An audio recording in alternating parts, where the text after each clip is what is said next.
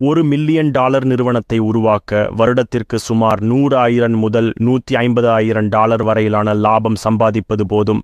AI மூலம் செயல்படுத்தக்கூடிய டஜனுக்கணக்கான இல்லையென்றால் நூற்றுக்கணக்கான வணிக மாதிரிகள் இதை செய்ய முடியும். நாம் எடுத்துக்கொள்வோம் 10% அதிகமான மில்லியன் டாலர் நிறுவனங்கள் உருவானால் அவை மிகப்பெரியதாக இருக்கும். மேலும் அது மேலோட்டமாகவும் கீழோட்டமாகவும் பலருக்கு பயனளிக்கும். அது பலரை 100,000 டாலர் நிறுவனங்களாக மாற்றும். மேலும் நிச்சயமாக பல பில்லியன் டாலர் நிறுவனங்களையும் உருவாக்கும். இந்த நேரத்தில் ஏஜெண்டுகளை விற்பதை விட லாபகரமான வேறு எந்த வணிகத்தையும் எனக்கு தெரியவில்லை.